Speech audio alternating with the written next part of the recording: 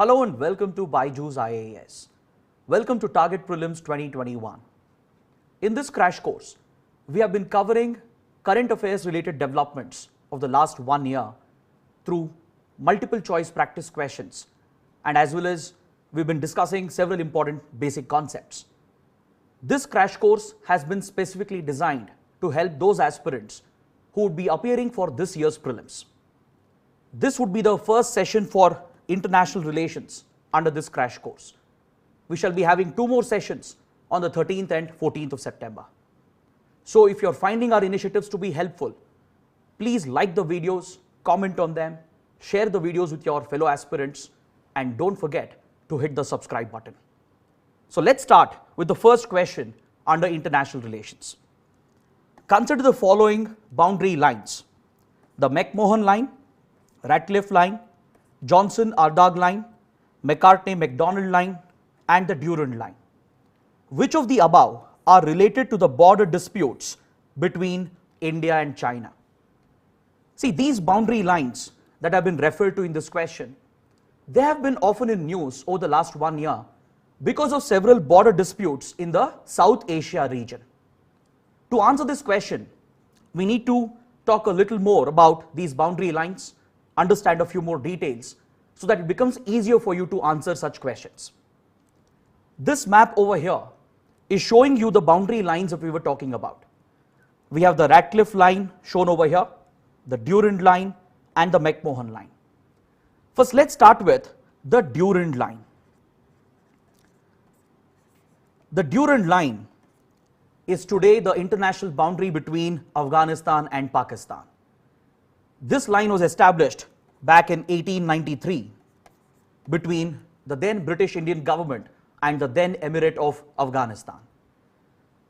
Over the course of time, the boundary line has undergone some changes, but today this has become the international boundary between Afghanistan and Pakistan.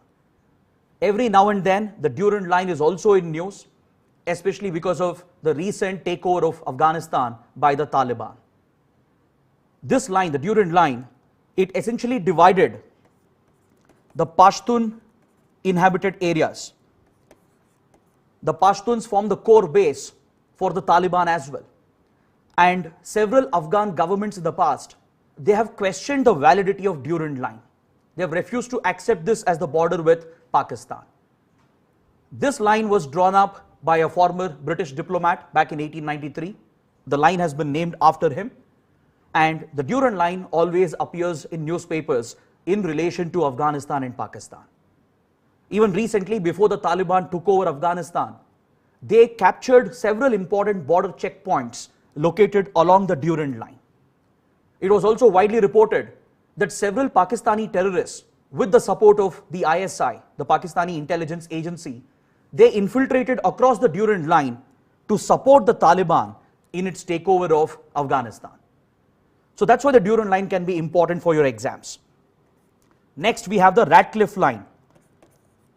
The Ratcliffe line marks the boundary between India and Pakistan and as well as between India and Bangladesh. See, when the British were granting independence to India and Pakistan, they had to partition the province of Punjab and Bengal.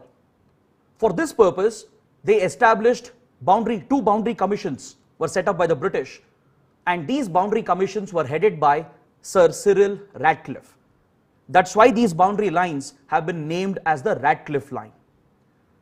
So on the 17th of August 1947, the Ratcliffe Commission would publish the boundary lines which would demarcate India and Pakistan, and they have become the current borders between India, Pakistan, and as well as between India and Bangladesh. See, this stretch of the border between India and Pakistan, which is marked by a red line, today this is the international border. Why? Because we don't have any border disputes over here. This is a settled border. So this stretch of the Ratcliffe line is known as the international border between India and Pakistan. However, in the Kutch region, in the Run of Kutch region, there is one small dispute, that is the SARC Creek dispute. So apart from the minor SARC Creek dispute, the boundaries between India and Pakistan is largely settled in this sector, that is between Gujarat and Punjab, and we refer to this as the international border. Then if you come to the Jammu and Kashmir sector, this is where we have the Kashmir dispute.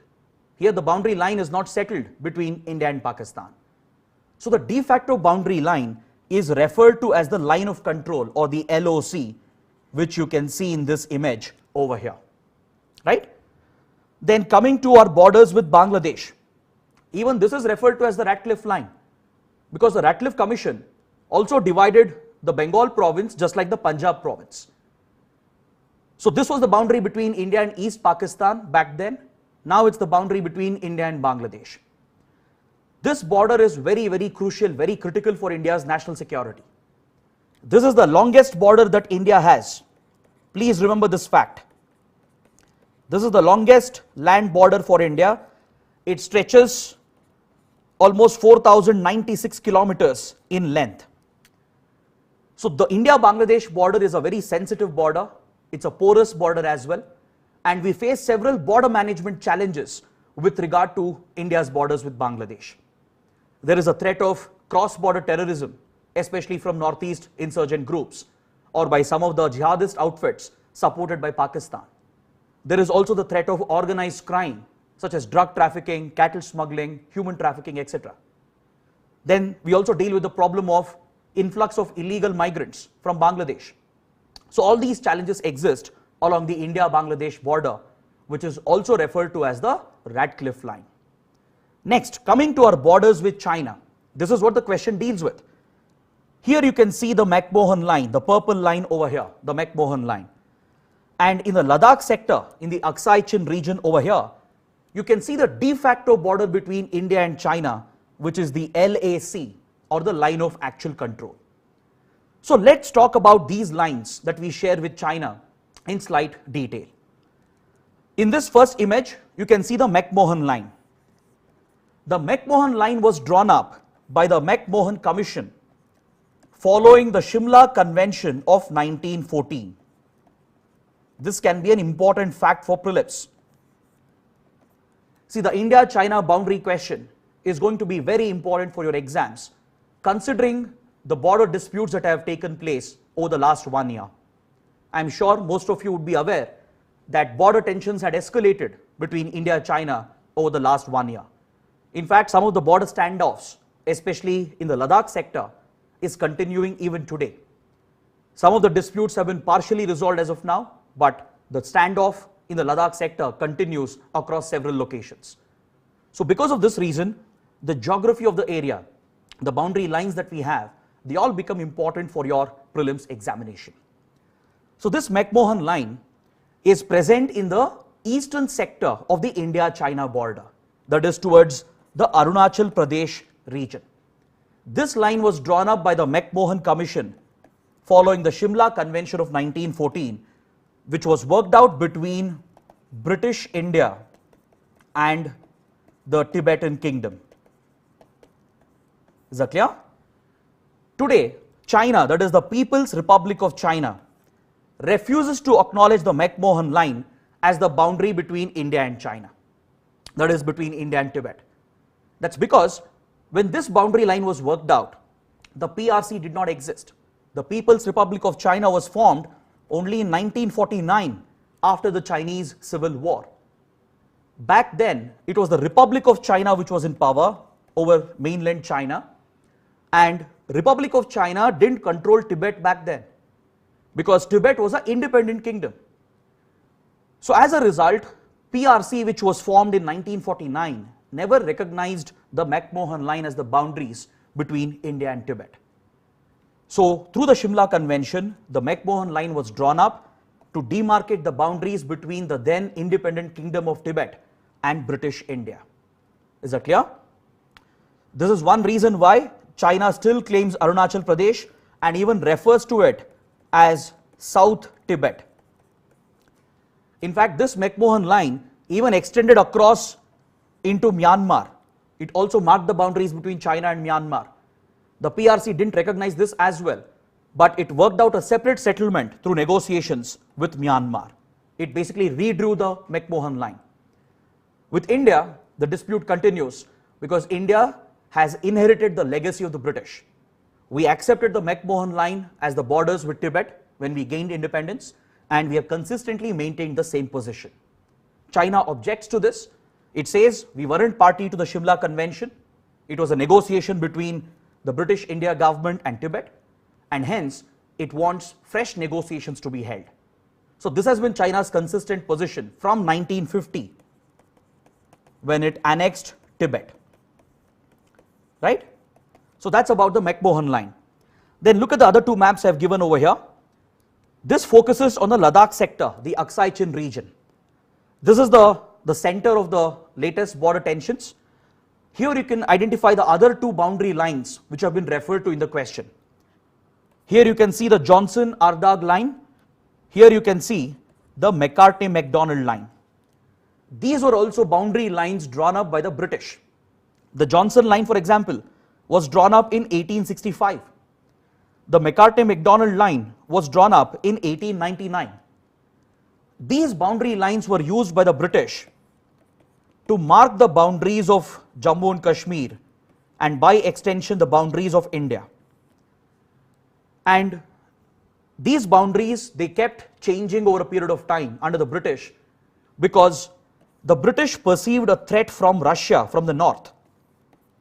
Back in the 18 and 1900s, British India perceived a threat from Russia. They feared a possible Russian invasion from the north. And in order to protect their prized colony, which was India, they kept altering the boundary lines. So we had the Johnson-Ardagh line, which was drawn up by two British surveyors. The line has been named after them.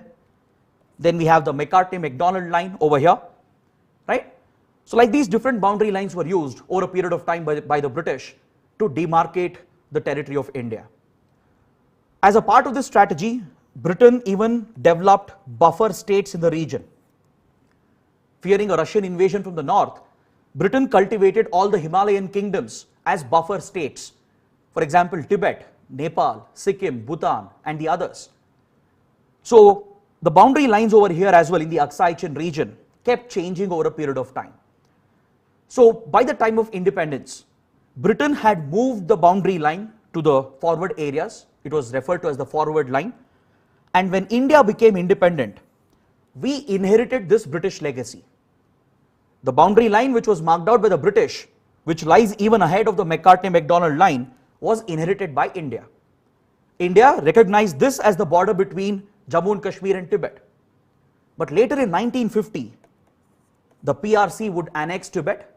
It would question the validity of these lines, thus triggering a border dispute and even leading to conflicts between India and China. Okay? So these are the important boundary lines that you should be aware of. There are also important geographical locations you can find in this map. For example, you can see the strategic Siachen Glacier, the Karakoram Pass, the Shok River, which originates from the Siachen region. In this map, you can even see the Western Highway, which is a strategic highway for China. It basically connects China's Xinjiang province with Tibet. This is one reason why China has always showed great interest in occupying Aksai Chin. Aksai Chin is of strategic interest to China because if it controls this area of Aksai Chin, it can build these roads which connects the Xinjiang province with Tibet. Both are problematic provinces for China. So from a security point of view, Aksai Chin has always been critical to the PRC. So that's one reason why China pushed India on this border question. It even led to the 1962 war, and since then China has occupied this part of Indian territory. India officially claims this territory to be an integral part of the erstwhile state of Jammu and Kashmir. But China doesn't recognize this. It has even occupied a large part of this area, the Aksai Chin region, which you can see in this map, and it continues to remain under Chinese occupation. So now it must be very easy to answer this question. The question is asking which of these boundary lines are related to boundary disputes between India and China. McMahon line, the Johnson line, and the Macartney-MacDonald line, right? So 1, 3 and 4. Option A would be the correct answer. Is that clear? Now let's move on to the second question. Consider the following statements. The Brahmaputra river is a transboundary river shared between India, China and Bhutan. India and China do not have a water sharing agreement for the Brahmaputra. China has built and operationalized a dam and hydropower station known as the Zangmu in the upper reaches of the Brahmaputra. So which of the above statements are incorrect? Please pay attention to this. The question is asking you to identify the incorrect statements. Again, let's answer this question by looking at a map of the region. See, the Brahmaputra river is the lifeline of India and as well as for Bangladesh. This river originates in Tibet and it is referred to as Yarlung Sangpo in Tibet, that is in China. So as you can see, the first statement is incorrect because this river doesn't pass through Bhutan. Let me go back to the question. The first statement becomes incorrect because Brahmaputra is a transboundary river between India, China and Bangladesh, not Bhutan. Is that clear? Next, the Brahmaputra or the Yarlung Sangpo flows in an eastward direction and at this location, it takes almost 180-degree U-turn at a place known as the Great Bend or Namcha Barwa. Over here, the Brahmaputra, the Yarlung Sangpo, makes a 180-degree U-turn and starts flowing into Arunachal Pradesh. Later it is joined by many other tributaries like the Lohit and the others, forms the mighty Brahmaputra. It is the lifeline of the northeast of India, then flows down into Bangladesh and drains into the Bay of Bengal. Correct? Before draining into the Bay of Bengal, it merges with the Ganga to form the Meghna river system. And this massive river system, the Meghna river system, it drains into the Bay of Bengal. So this is a transboundary river between India, China and Bangladesh. Now India and Bangladesh, which are the lower riparian states or the countries located in the downstream areas, they have always been concerned about how China is going to use these waters. Because China has an advantageous position over here. It is an upper riparian state. It is located in the upper reaches of the Brahmaputra. So China can take up projects such as construction of a dam or a hydropower project. It can even divert the waters of the river, thereby affecting the downstream countries. So this has always been a big concern for India and Bangladesh. Okay, it has built the Zangmu Dam, you can see over here in the upper reaches. It has been operationalized just a few years back. It's a dam and a hydropower project. Apart from the Zangmu, many other projects have been planned by China. But this is the first major project to be operationalized. Okay? And India has always wanted China to address the water sharing issue. But China has never taken the issue forward, and hence we do not have a water sharing agreement with China. So this makes statement 2 and 3 correct. And since the question is asking you to identify the incorrect statement, the correct answer would be option A, 1 only. Okay? I hope this is clear. Let's go to the third question. One country, two systems is a constitutional principle that refers to UK and Northern Ireland, China and Hong Kong, Pakistan and Balochistan, USA and Alaska. The correct answer is option B. The term one country, two systems refers to China and Hong Kong. I hope you know that Hong Kong, which you can see over here, was a British colony until recently. Close to Hong Kong, there is one more popular resort location known as Macau. Until recently, Macau was a Portuguese colony. So these European colonial powers, they recently granted autonomy or independence to these regions, that is Hong Kong and Macau, and before leaving the region, they worked out an agreement with China, that is the PRC, the People's Republic of China. The PRC has always claimed sovereignty over Macau and Hong Kong. So eventually when British and the Portuguese left, they worked out an agreement with China. This happened in 1997. In 1997, Britain left Hong Kong, it decolonized Hong Kong and recognized China's sovereignty over Hong Kong. Similar agreement was signed with Portugal as well, between China and Portugal. So through these agreements, they recognized China's sovereignty over Hong Kong and Macau. But before they left, they got a commitment from China. The commitment was that Hong Kong and Macau would be allowed to have a different political system. Now, what is the current political system in China? China is a communist state, an authoritative country which largely follows communist socialist principles. Whereas Hong Kong and Macau, on the other hand, they have been democratic. They have a capitalist economic model, right? In Hong Kong, you have your fundamental rights. You have your right to free speech, right to free expression, right to form associations, the right to protest. These rights are not available in mainland China, which is under the rule of the PRC. So Britain and Portugal, before they left Hong Kong and Macau, they got a guarantee from China. They even signed an agreement for this, that the different political system of these regions would be protected for a good number of period, at least I think until 2047 and until 2049 respectively. Right? China agreed to protect the different political system in Hong Kong and Macau. Right?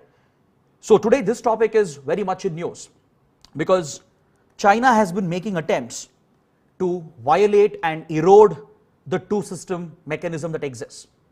While China is an authoritative communist nation, Hong Kong had democracy which was flourishing. Basic rights were available to the people. But over the years, China has been making attempts to wipe out democracy. It has taken action against the pro-democracy movement, and it is pushing its authoritative communism into Hong Kong as well. As a result, over the last couple of years, a lot of protests have taken place. China has even introduced a controversial national security law which extends the jurisdiction of Chinese security agencies into Hong Kong. Now, Chinese agencies can arrest the citizens of Hong Kong. They can even extradite them back to mainland China. So in the last 1.5 years, we have seen a lot of protests taking place in Hong Kong against the authoritative policies of China. That's why the term one country, two systems was in news. And China sees this as a part of the proxy war of the US and the United Kingdom. China has always alleged that US and UK, through their intelligence agencies, are sponsoring these pro-democracy protests which threatens China's sovereignty. So even after the British and the Portuguese left, China did have sovereignty over these regions, but it always resisted the democratic system that existed in these areas. Slowly it has been making attempts to wipe out democracy and introduce its version of authoritative communism. Okay, that's why the topic was in news, and option B would be the right answer. Moving on to the next question. The Tibetan Policy and Support Act of 2020 was adopted by which country or by which grouping? United Nations, China, the United States of America, or the European Union? The correct answer is option C, the US. This act was adopted last year. It was enacted by the US Senate and the US Congress. It was signed into an act by the then President Donald Trump. This act is very much in news because it represents the ongoing Cold War between US and China. Especially under President Donald Trump, US-China tensions had escalated. So during this period, the US enacted this law which focuses on the issues of Tibet. Through this act, the US provided support and recognition to the Tibetan government in exile, which calls itself the CTA, the Central Tibetan Administration. This government in exile has been formed by the Tibetan refugees who are largely found in India under the leadership of the Dalai Lama. I hope you know that after China annexed Tibet back in 1950, it violated human rights and it cracked down on the protests which were being carried out by the Tibetan Buddhists. Following this massive violence and massive atrocities, the Tibetans fled Tibet along with the Dalai Lama and they sought refuge in India in 1959. Since then, India has accommodated the Tibetan refugees, the Dalai Lama, and the political leadership of the CTA. The Tibetan government in exile is seated at Dharamshala in Himachal Pradesh. So this government in exile represents the issues of Tibetan people, the Tibetan refugees, fights for their rights, and is seeking to liberate Tibet from China. China looks at them as anti-nationals. So what the US did was, through this act, it officially recognized the CTA to be the representatives of the Tibetan people. It has given recognition to the Tibetan government in exile, and this is clearly designed to target China. Okay? And through the same act, the US can impose sanctions on the Chinese government and Chinese officials if China interferes in the reincarnation of the Dalai Lama. The Tibetan Buddhists believe that the successor of the Dalai Lama would come through reincarnation. It's a core religious belief of Tibetan Buddhism, and of late China has been trying to interfere in this process. To replace the current Dalai Lama, China has tried to interfere, and it has tried to place its candidate so that it can weaken the Tibetan movement. So now what the US has done is that through this act, it threatens to impose sanctions on the Chinese government and Chinese officials if it interferes in the reincarnation of the Dalai Lama. So this has been designed to protect the religious freedom of the Tibetans. It will also lead to imposition of sanctions if China violates the human rights of Tibetans. And even Chinese companies will come under sanctions if they destroy the environment and water resources of Tibet.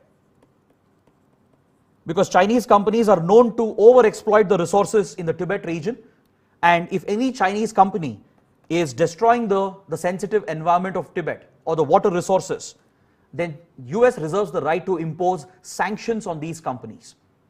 So these provisions have been provided under the Tibetan Policy and Support Act of 2020. Now this is very important, especially for prelims, because it represents the ongoing Cold War between US and China, and it is of concern to India as well, because India hosts the Tibetan refugees, right? We host the Dalai Lama, we host the Tibetan government in exile. So considering our tensions with China and looking at how India is trying to use the Tibetan issue as a leverage, this topic will become important for your prelims. Let's move on to the next question. Even this is related to China. What is the One China policy? It refers to the Belt and Road Initiative of China, designed to improve China's connectivity with the rest of the world. It provides for single party rule in communist China. It is the diplomatic acknowledgement of China's position by other countries that there is only one Chinese government. It spells out the economic and military ambitions of China to enable its rise as a global superpower. So which of these descriptions match with the One China policy? So let's understand this first. Let's talk about the topic, then it will become very easy to answer this question. See, the One China policy of the PRC is related to the Taiwan issue. Taiwan is a small island region located over here in between the South China Sea and the East China Sea. Okay, this is the East China Sea, part of the Pacific Ocean. This is the South China Sea. So in between, you have the small island known as Taiwan. Taiwan today is ruled by the Republic of China. This government at one point had sovereignty over entire mainland China. Okay, between 1912 and 1949, during this period, China, that is mainland China, was ruled by the Republic of China. This was the government, the legitimate government. Then what happened? Then the Maoist movement started. The communist war against the Republic of China started. Then China descended into a civil war in the 1930s and 1940s. As a result of this civil war, the Communist Party, the CPC, the Communist Party of China, it mobilized a rebellion against the Republic of China, fought a civil war against the Chinese government, overthrew Republic of China and captured political power in mainland China. This is how the PRC was established, or the People's Republic of China was established in 1949. So after the Republic of China was overthrown, it was pushed into the small island that is Taiwan. Republic of China was pushed into the small island of Taiwan, whereas over mainland China, PRC gained complete sovereignty. So China, that is PRC, from 1949 has been claiming sovereignty over Taiwan as well. The PRC looks at Taiwan as an integral part of Chinese sovereignty, Chinese territory. But the Republic of China governs the Taiwan region. So what happens? You essentially have two Chinese governments. One is the PRC, which rules mainland China, and the other is the Republic of China ruling over this small island known as Taiwan. So back in the 1950s, 60s and 70s, at several global organizations, China was represented by the Republic of China.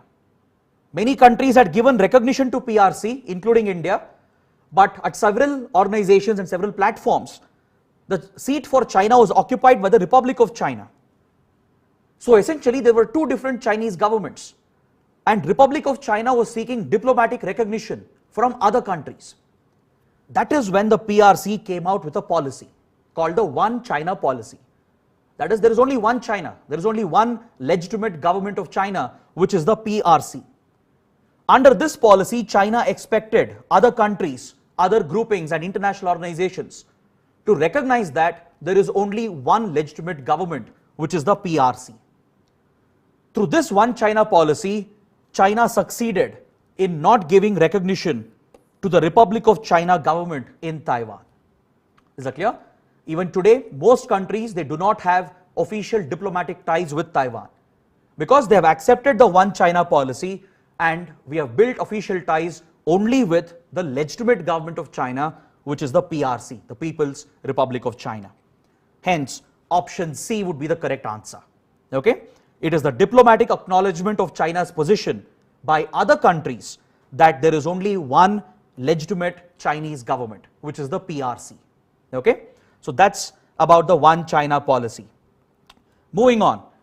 It's a related topic. The question is related to what we discussed. Consider the following statements. India does not maintain official diplomatic relations with Taiwan. However, India's economic and commercial relations as well as people-to-people contacts with Taiwan have expanded in the recent years. Which of the above statements are correct? So let's go through the statement again. India does not maintain official diplomatic ties with Taiwan. This is a correct statement because India was one of the first countries to accept the One China policy. We only recognize the PRC as the legitimate official government of China.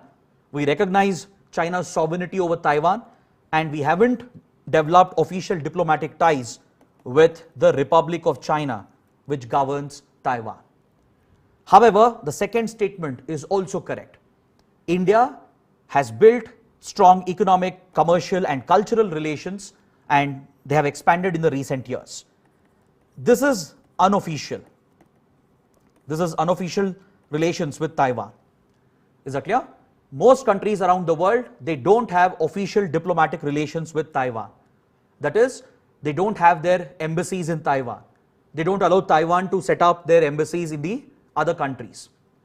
But only in the domain of trade, only in the domain of economic relations, commercial ties and cultural relations, only in these areas unofficial diplomatic relations are conducted with Taiwan. So India does have strong relations with Taiwan, but it is unofficial. We don't have official diplomatic relations. That is, the two governments don't officially engage with each other. We don't have our embassies in each other countries. So the correct answer would be option C. Both 1 and 2 are correct. This topic is very much in news because recently the United States has been giving a lot of diplomatic and military support to Taiwan to stand up against China. Even this is a part of the US-China Cold War rivalry. China claims sovereignty over Taiwan. Someday it plans to bring the whole of Taiwan under its sovereignty. But Taiwan has a separate governance, a separate autonomous mechanism under the Republic of China. So China has often threatened Taiwan with war, and the US has countered this by building strong military and defense relations with Taiwan. Recently, it has even supplied arms and weapons, including advanced defense platforms, to the Republic of China. The idea is to use Republic of China to counter the PRC. So for this reason, the topic of Taiwan and the topic of diplomatic ties with Taiwan and the One China policy, they are all in news. So on these lines, you can expect a prelims question. The next question: in which country has India funded a road connecting Lamahi to Koilabas?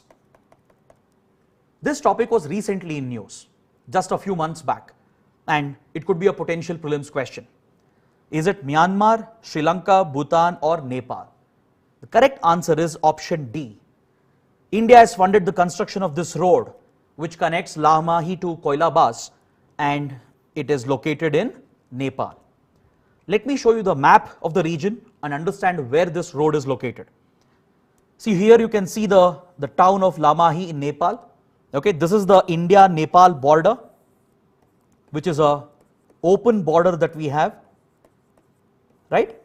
Back in 1950, India and Nepal had signed the Treaty of Peace and Friendship. This is the foundation of the India-Nepal relationship. So under the Treaty of Peace and Friendship of 1950, we have created a system of open borders. That is, there are no border controls along the India-Nepal border.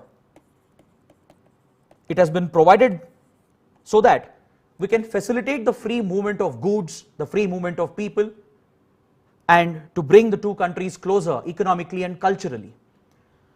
So this border area you can see over here is the Terai region, the Terai belt.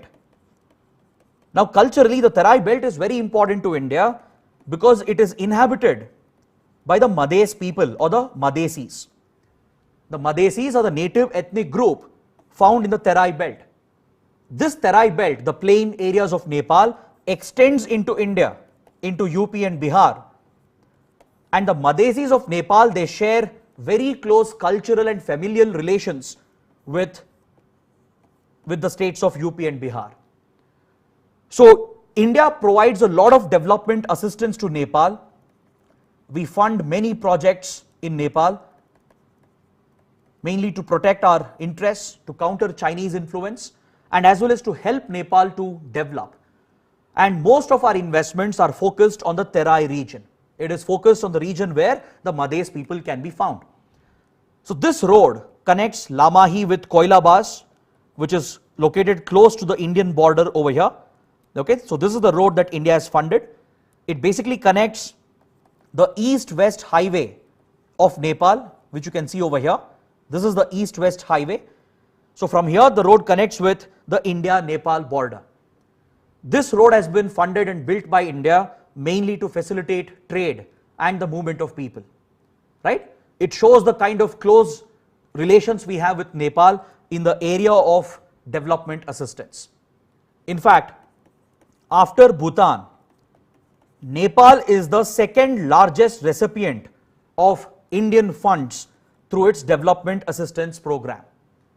Bhutan receives the highest amount of development assistance from India, and after Bhutan it is Nepal which gets the highest amount of development assistance from India. India has invested very actively in the country. We have built roads, bridges, railway lines, hospitals, even a cold storage facility was built recently. Then we are also investing in rural development, education related projects, telecommunications, right? So like this, India is very actively involved in Nepal in providing for development assistance. So the correct answer would be option D. This road that has been funded by India is present in Nepal. Moving on to the next question, consider the following statements. Project Dantak was established in 1961 by Prime Minister Nehru and the then King of Bhutan. Its mandate was to construct pioneering motorable roads in Bhutan. Over the years, Dantak has met the myriad infrastructure requirements in Bhutan, including the construction of the Paro Airport, telecommunication and hydropower infrastructure, medical and education facilities. Which of the above statements are correct? See, all the three given statements are correct. Option D is the right answer. Now, I want you to know about Project Dantak, and it can be very, very important for this year's prelims, because recently India has marked the 60th anniversary of this project. Just a few months back, the Indian government, the Border Roads Organization, they marked the 60th anniversary of this project with Bhutan. This project was launched in 1961 by the then Prime Minister Nehru along with the then King of Bhutan. Bhutan is a small Himalayan kingdom, right? But strategically it's very, very important to India because it is sandwiched between two large Asian powers, that is India and China. And Bhutan is very close to India in the field of foreign policy, in the field of national security and defense. And Bhutan doesn't have much of economic resources of its own. Rather, it has a very different model of economic development known as the Gross National Happiness Index, right?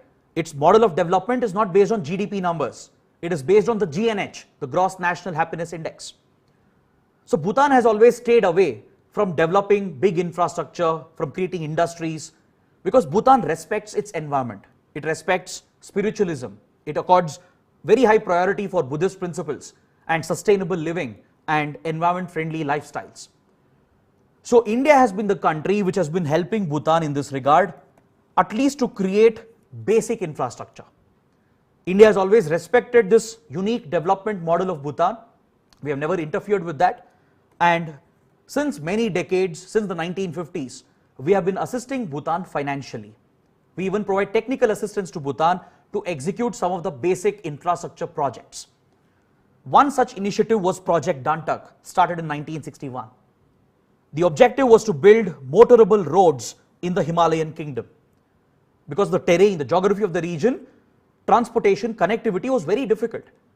So India started this initiative, and today it's largely executed by the BRO, the Border Roads Organization, with the support of the Indian Army, right? Several Indian institutions are involved in this, and today Project Dantak has expanded. It is not just limited to construction of roads. Under this project, we have built the Paro Airport. We have set up telecom infrastructure in Bhutan. Then we have helped Bhutan to exploit its hydropower potential. Please remember this point, it's very important. India has actively invested in the hydropower sector of Bhutan, and today Bhutan generates surplus electricity. At one point, Bhutan was dependent on India. It was getting budgetary support, financial support from India for funding its 5-year plans. But today Bhutan has become self-reliant. That's because it is generating surplus electricity through these hydropower projects which have been funded and built by India. And it exports the surplus to the other countries in the region, that is India, Bangladesh and Nepal. Bhutan today is a net exporter of electricity. So that is the kind of investments India has made in Bhutan, and Project Dantak has been the pillar through which we have provided this assistance. Recently, the 60th anniversary was marked and celebrated by India and Bhutan. That is why the topic can be very important for your prelims. Moving on to the next question. Recently, the so-called mango diplomacy was initiated by which country? India, Bangladesh, Pakistan, Afghanistan. The question is asking recently. The correct answer would be option B, Bangladesh. Just a couple of months ago, the Prime Minister of Bangladesh, Sheikh Hasina, sent a huge batch of mangoes to top Indian leaders. Sheikh Hasina had personally selected the Haribanga variety of mangoes, and they were sent across to top Indian leaders, including Prime Minister Modi, the Chief Minister of West Bengal, the Chief Minister of Tripura and the others. These mangoes were sent over to India as a part of mango diplomacy. See, mango diplomacy is very popular in South Asia. It is related to South Asian geopolitics. In the previous years, India and Pakistan have often engaged in such mango diplomacy. India often sends the Indian variety of mangoes to Pakistani leaders to just build closer relations. Even Pakistan has done the same in the past. But the question is asking recently. Recently, which country engaged in mango diplomacy? The correct answer is Bangladesh. Bangladesh sent out a batch of mangoes to top Indian leaders. Later, it even reached out to Pakistan as well as a part of its diplomacy. These mangoes were sent over to India through an important land border checkpoint known as the Petropol ICP. Petropol is located in West Bengal on the India-Bangladesh border. Here we have a ICP or an integrated check post. Is that clear? India, Bangladesh have built a few ICPs on their borders to facilitate trade and the movement of people. For example, with Pakistan also we have a ICP at the Wagah-Atari border. Similarly, with Bangladesh, we have built 4 integrated check posts along the border, mainly to facilitate the movement of people and the movement of goods. The Petropol ICP in West Bengal is the largest land trading point in Asia. It was inaugurated recently as well, so please remember this, can be important for prelims. In an integrated check post, all the trade and customs related services would be integrated and brought under one single head.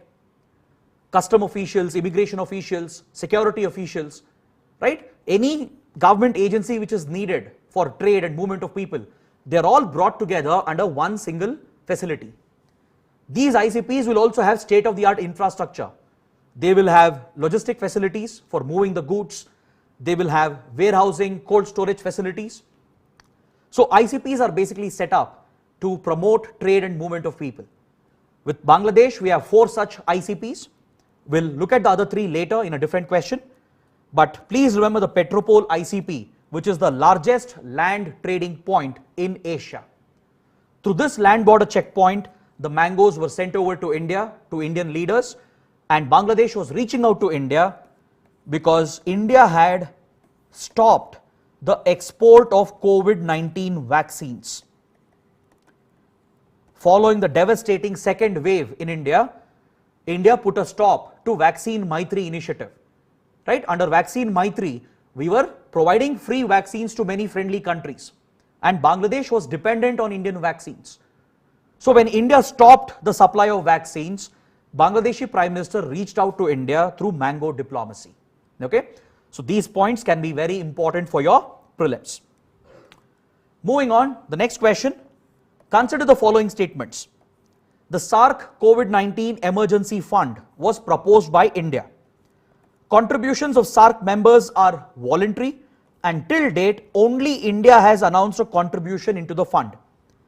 This fund is administered under the SARC framework by the SARC Secretariat. Which of the above statements are correct? See, as the pandemic broke out last year, India took the initiative and Prime Minister Modi announced the launch of the SARC COVID-19 Emergency Fund. Now, before this, India was actually sidelining SARC. We had deliberately ignored SARC for a while between 2016 and 2020. And our objective was to isolate Pakistan in the region, because Pakistan was always creating problems for India at the SARC grouping. And Pakistan was continuously sponsoring terrorism against India. So after the Uri attacks, India had called off the SARC summit, which was supposed to be hosted by Pakistan. And since then, we had ignored or sidelined SARC. This was known as the SARC minus Pakistan strategy of India. So for 4 years, we had sidelined and ignored SARC. But as soon as the pandemic broke out, India realized that the smaller neighbors of India, they would need India's help, India's support to fight the pandemic. Immediately, India dispatched emergency supplies, medical supplies to all these countries. Many countries in the Indian Ocean were also provided these essential supplies under Mission Sagar of the Indian Navy. So as India started helping out the small countries when the pandemic broke out, And when we launched Mission Sagar and provided medical supplies, we parallelly launched another initiative to revive SARC and focus on the pandemic management. Prime Minister Modi called for a SARC virtual summit last year, and India announced the establishment of the COVID-19 emergency fund through the SARC initiative. India announced an initial contribution of $10 million. So this makes the first statement correct, right? However, the second statement is incorrect because it is not just India which has contributed to this fund. Yes, it is a voluntary fund, that is true, but it is not just India which has contributed. All the other SARC members also have announced their voluntary contributions. So second statement becomes incorrect. Then the third statement is also incorrect because this fund is not administered through the SARC Secretariat. The SARC Secretariat or the headquarters of SARC is located at Kathmandu. India has deliberately kept out the SARC Secretariat from this fund, and it is managed by the respective foreign ministries. That's because if this fund is routed through the SARC Secretariat, then Pakistan will again play its politics. Pakistan has a history of derailing Indian initiatives at SARC, be it the SARC satellite, the SARC motor vehicles agreement, right? All such Indian initiatives have been derailed by Pakistan at the SARC grouping. So India has kept this fund away from the SARC Secretariat. It's not administered by it. Instead, respective foreign ministries, right, of all the 8 SARC members, they are managing this fund. So that's why the topic was in news, and the third statement also becomes incorrect. So correct answer is option A, 1 only. Only the first statement is correct. Moving on, the next question. India and Bangladesh are members of which of the following groups? BBIN, SARC, BIMSTEC, IORA. The correct answer would be option D. India, Bangladesh are the members of all the 4 regional groupings that have been mentioned over here. These 4 regional groups can be very important for your prelims. So let's look at this topic in more detail, talk a little about these regional organizations so that you have sufficient knowledge to answer any prelims questions. First, let's look at the BBIN. BBIN or the BBIN corridor refers to Bangladesh, Bhutan, India and Nepal. Okay? This is a sub-regional initiative. It's a connectivity initiative that India has taken up. Actually, at the SARC grouping, India had proposed such a corridor under motor vehicles agreement. India wanted to integrate the South Asia region under the SARC grouping. We wanted to open up our roads and borders so that vehicles and people can easily move around and provide for trade, exchange of goods and exchange of cultures. This was an ambitious initiative of India taken up at SARC. So to facilitate the movement of vehicles and the movement of people, we were pushing a motor vehicles agreement at the SARC grouping. But Pakistan, as expected, derailed the initiative. So India was frustrated. India moved out of this and it launched a sub-regional initiative known as BBIN. We moved away from SARC because of this and kept Pakistan away, and we came out with a sub-regional connectivity initiative known as BBIN. Okay, Bangladesh, Bhutan, India, Nepal corridor. Through this, we are planning to interconnect these 4 countries and provide port access to the landlocked countries of Nepal and Bhutan. In this map, it's clearly visible that Nepal and Bhutan are landlocked countries. They are very much dependent on India to access the rest of the world. If they have to trade with the rest of the world, if they have to export or import goods, they have to access Indian seaports. So through the BBIN corridor, we are offering this connectivity initiative. It's essentially a motor vehicles agreement, and it will allow the goods of Nepal and Bhutan to move through Indian territory and Bangladeshi territory, and it provides them access to ports like the ports in Odisha, the Kolkata port, the Chittagong port of Bangladesh, etc. Is that clear? It's an ambitious connectivity initiative that India has taken up. However, for the time being, Bhutan has stayed out of the project. Bhutanese government was very interested, but Bhutan's parliament has voted against the project. Remember, I told you Bhutan has a very different model of development. It gives utmost priority to its environment and biodiversity under the GNH index. So Bhutan's parliament feared that if this agreement is signed, then there will be a rush of vehicles into Bhutan from India and Bangladesh. That would cause pollution, create more economic activities, and thereby destroy the sensitive virgin environment of Bhutan. So on these environmental grounds, the Bhutanese parliament rejected the BBIN project. However, the other three countries are proceeding with it, and the door is always open for Bhutan to come back and join the BBIN corridor. Okay, so India, Bangladesh are part of it. Next, the SARC grouping. This is the grouping for South Asia region. It stands for the South Asian Association for Regional Cooperation. It was established in 1985. Its headquarters or secretariat is located in Kathmandu. Is that clear? It was formed in Dhaka in 1985 and the headquarters is located in Kathmandu. Which are the member countries? India, Pakistan, Afghanistan, Sri Lanka, Maldives, Nepal, Bhutan and Bangladesh. Is that clear? These are the members. As we discussed, SARC has largely failed in achieving its objectives. The primary objective of SARC was to promote regional integration and economic integration.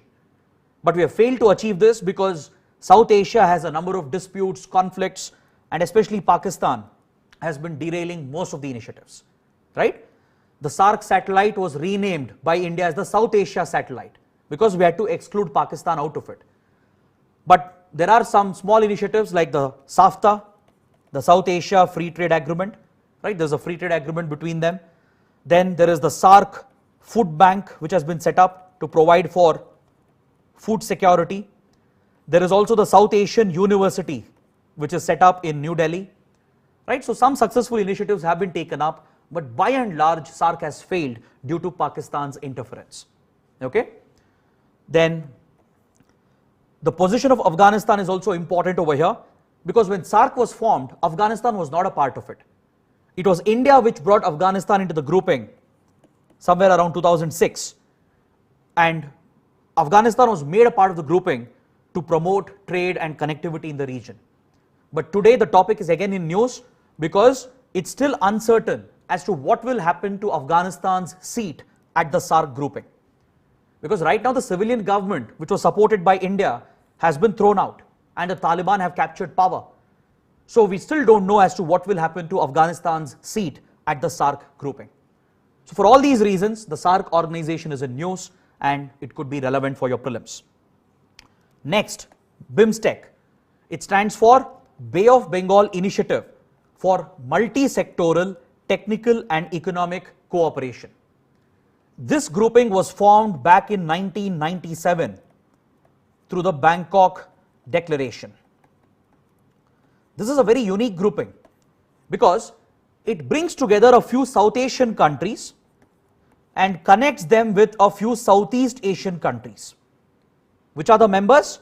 India, Bangladesh, Nepal, Bhutan, Sri Lanka. These 5 countries are South Asian countries, whereas Myanmar and Thailand, who are also members of BIMSTEC, they are Southeast Asian countries. This grouping was formed back in 1997, but over the years it had lost its relevance. The countries were not so interested and the focus was being lost. But after we started isolating Pakistan under the SARC grouping, after we started pursuing the SARC minus Pakistan strategy, then India not only sidelined Pakistan, but we also sidelined the SARC grouping itself. So in its place, we revived an old organization, that is BIMSTEC.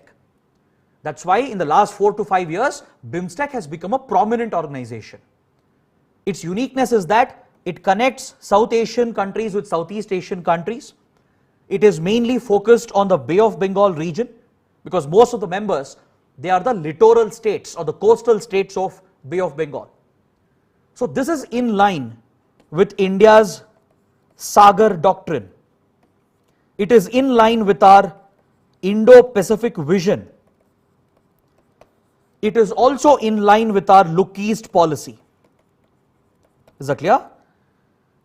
Under the Sagar doctrine and the Indo-Pacific strategy, we are giving utmost priority to the Indian Ocean. Bay of Bengal is an extension of that. So promoting BIMSTEC is in line with our Sagar doctrine and the Indo-Pacific vision, right? It also establishes India as a regional power and helps counter Chinese influence in the Indian Ocean. Then, since we are engaging with Southeast Asian countries like Myanmar and Thailand through BIMSTEC, it also extends our Look East policy, right? It promotes India's presence and influence in the Southeast Asia region. So all these objectives are served by promoting BIMSTEC. So today BIMSTEC has become a very important organization. It is focused on trade and economy. It is looking at several connectivity projects.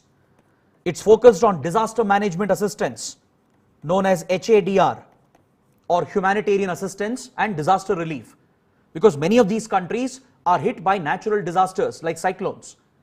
And India provides leadership in the field of disaster management, and we offer HADR assistance, or humanitarian assistance and disaster relief. This grouping is also focusing on military exercises. It's focusing on the environment, climate change, etc. So many areas of cooperation have been opened up under the BIMSTEC. And as you can see, both India and Bangladesh are members of BIMSTEC. Coming to the last one, that is IORA, the Indian Ocean Rim Association. This grouping was founded back in 1995 with the leadership of India, Mauritius, and South Africa. These three Indian Ocean countries formed the IORA.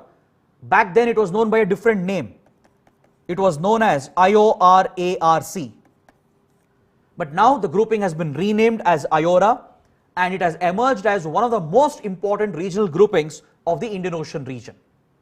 Today this grouping has nearly 23 member countries, and the members, they stretch from Australia to Indonesia to Singapore and Malaysia, Thailand, right? So all these countries from Southeast Asia and the Pacific region are part of it, because even they are the littoral states of the Indian Ocean.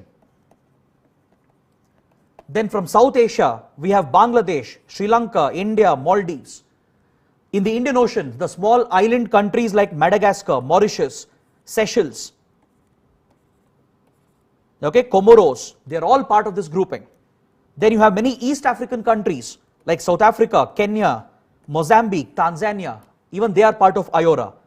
And even West Asian countries like Iran, then UAE, Oman, okay, Yemen, all these countries are part of the IORA grouping. Even France is a part of it, because France has a territory in the Indian Ocean. It's called the French Reunion. French Reunion is a small island. It's a overseas territory of France, and it's located close to Mauritius. So even France becomes an important player in the Indian Ocean. So all these countries have been brought together by India, and they have formed the IORA grouping. This grouping is our primary focus for pushing the Sagar doctrine of India. It gives India a leadership role in the region, counter Chinese influence, and we have taken up many initiatives under the IORA grouping. So to answer this question, India, Bangladesh are members of all the four groupings given over here. So option D would be the correct answer. So please revise and read a little more about these four organizations. They can be very, very important for your prelims. Let's look at the next question. The use of which of the following ports will enable the movement of goods between mainland India and the northeast of India? Okay, the Sitwe port, the Chattogram port or the Chittagong port, and the Mongla port. So you need to check which of these ports located in other countries, which of them will help India, that is mainland India, to connect with the northeast of India. That is the question. So we need to answer this question by looking at the map. If you're familiar with the map, if you're familiar with our connectivity projects, it's very easy to answer these questions. See, the Mongla port and Chattogram port are also known as the Chittagong port. These are strategic ports of Bangladesh. For India, there has always been a problem in accessing the northeast of the northeast region of India.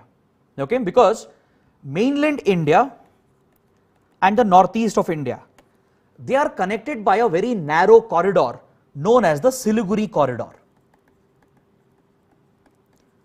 The Siliguri corridor is a strategic choke point for India.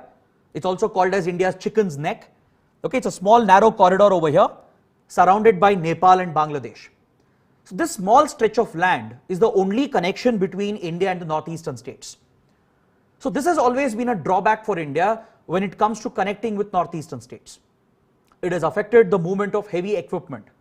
It has affected the creation of infrastructure in the northeast. It has affected trade and movement of goods between India and the northeast. So we are seeking alternative routes, alternative access to the northeast of India. India's objective is to bypass the Siliguri corridor, bypass its strategic choke point. So what we have done is we have worked out connectivity initiatives with Bangladesh and as well as with Myanmar. Through these third countries, we can reach the northeastern states. That will give us an alternative route.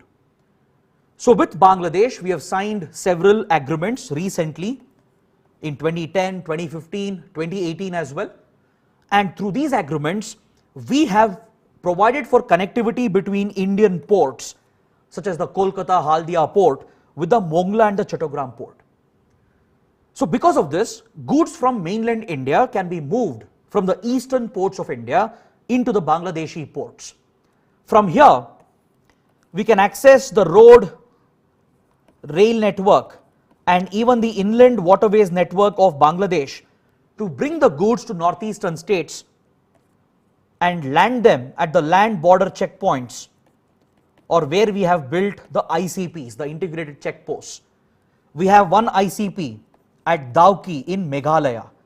We have built one more ICP at Sutarkandi in Assam. Okay? There's one more ICP at Agartala in Tripura. So these are the places where we have land border trading points. We have created integrated checkposts. So through Bangladeshi ports, then by using Bangladeshi roads, rail networks and inland waterways, that is the Ganga Brahmaputra river system, right, and even the Barak river system. By using all these modes of transportation, we can move goods from mainland India into northeastern states. Okay, so that's about the Mongla and the Chittagong port. Now let's look at the Sitwe port of Myanmar. India has a very ambitious connectivity project with Myanmar known as the Kaladan project, the Kaladan multimodal transit transport project. This is a part of our Look East Act East initiative. It helps us connect with Myanmar and Southeast Asia. It also gives us an alternative route to connect with northeast of India. As the name itself suggests, it's a multimodal project. It involves multiple modes of transportation. Through this project, we are planning to connect the Kolkata port with the Sitwe port through a maritime link in the Bay of Bengal. Okay? The Sitwe port is a strategic port which has been built and funded by India. From here, we can access an inland navigation route or an inland waterways route that passes over the Kaladan river of Myanmar. Kaladan is a transboundary river between India and Myanmar, and over here we have an inland navigation route. Then you have a road link which finally delivers the goods to the Indian state of Mizoram. So through the Kaladan project, the eastern ports of India like Kolkata can be connected with Mizoram through the strategic Sitwe port of Myanmar and through the Kaladan river of Myanmar, right? So this is another ambitious connectivity project of India. So all the three are correct. Option D is the right answer. Next question. Consider the following statements. India and Nepal are jointly planning to build the proposed Pancheshwar multipurpose dam project along the border. It will come up across the Mahakali river, or also known as the Kali river, where it forms an international boundary between the two countries. The project has run into trouble as a result of the border dispute between the two countries at Susta. So we need to check which of these statements are correct. Let me show you the map where the project is coming up. Let's look at the borders of India and Nepal and understand the correct answer. This map over here depicts the approximate location of the Pancheshwar hydropower project, which is being funded by India. India and Nepal are jointly building the Pancheshwar hydropower project. The waters will be used for hydropower generation, for flood control, for irrigation, etc. And this project is located, or it is being built on the Mahakali River. The Mahakali, or also known as the Kali River, marks the boundary between India and Nepal. Is that clear? So, as far as the first two statements are concerned, yes, India and Nepal are building the Pancheshwar multipurpose dam along the border. It's coming up across the Mahakali River, which marks the international boundary. So, the first two statements are correct. However, the third statement is incorrect because this border dispute is not related to the Susta dispute. It is related to the Kala Pani dispute. So, this makes the third statement incorrect. So, option B, 1 and 2 only is the correct answer. See, the boundaries between India and Nepal, they have been defined as per the Treaty of Sugauli. This treaty was signed back in 1816 between the British, that is the British Indian government, and the Kingdom of Nepal. It was signed after the Anglo-Nepal War. The Treaty of Sugauli ended the Anglo-Nepal War and drew the boundaries between British India and the Nepali Kingdom. Post-independence, we have inherited the same. But unfortunately, the geographical references that were used to draw the boundaries, they have become contested between India and Nepal. For example, over here in this region between Uttarakhand and Nepal, we have the Kala Pani region. This is the disputed area, the shaded area. This is the Kala Pani region. Today, Kala Pani is largely under Indian control. It's part of the Pithoragarh district of Uttarakhand. See, in the Treaty of Sugauli, when the boundaries were drawn, the Kali River or the Mahakali River was used as a reference by the British. But there are many tributaries of the Kali River present over here, and India and Nepal have a different interpretation as to which stream of the Kali River marks the boundary. India's perception is different, Nepal's perception is different. So since independence, we have had a minor dispute over the Kala Pani region. But India has largely controlled the region, mainly for strategic reasons, because there are important passes located over here which connects with Tibet. We have the Limpiadura Pass, the Lipu Lake Pass. They are all of great strategic significance. Until recently, Nepal didn't have a major issue with this. We similarly had one more dispute at a place known as Susta. Okay, this is in the Terai region. So between Nepal and Bihar, we have the Gandak River, or also known as the Narayani River, which was used as a reference in the Treaty of Sugauli to draw the boundaries between India and Nepal. But over a period of time, over 2 centuries, the course of the Gandak River has changed, thereby altering the sovereignty of the Susta region. So this is another minor dispute we had. But since independence, this was always a minor dispute. It had never affected our relations. But last year, the then Prime Minister of Nepal, K.P. Oli, escalated the issue and turned it into a major dispute. Is that clear? K.P. Oli was largely seen as a pro-China leader or anti-India leader, and after India published new maps in 2020 which claimed Kala Pani and Susta, Nepal made a constitutional amendment. It also published new political maps and claimed the whole of Kala Pani and Susta region to itself. So this escalated into a major dispute and it had an impact on the Pancheshwar hydropower project. Okay, so if you go back, the first and second statements are correct. The third statement is incorrect because this border dispute is related to the Kala Pani dispute towards the Uttarakhand region, not towards the Terai belt. Okay, so this makes the third statement incorrect and option B becomes your correct answer. The next question, consider the following statements. Recently in 2021, India and Pakistan have agreed to fully implement the ceasefire understanding of 2003 in letter and spirit to ensure that henceforth the ceasefire will not be violated by both the sides.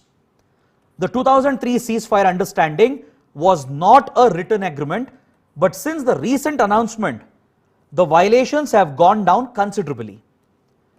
The ceasefire line was drawn between the two countries through the Karachi Agreement of 1949. The Shimla Agreement of 1972 changed the ceasefire line to the LOC or the line of control. Which of the statements are incorrect? First, let me give out the answer, then we will discuss the topic. All the statements are correct. So none of the statements are incorrect. Option D is the right answer. See, recently, just a few months back, at the start of 2021, India-Pakistan made a big announcement. The DGMOs of the Indian Army and the Pakistani Army, they announced that we will strictly uphold the ceasefire that we had committed to in 2003. So that makes your first statement correct. This ceasefire understanding of 2003 was not a written agreement.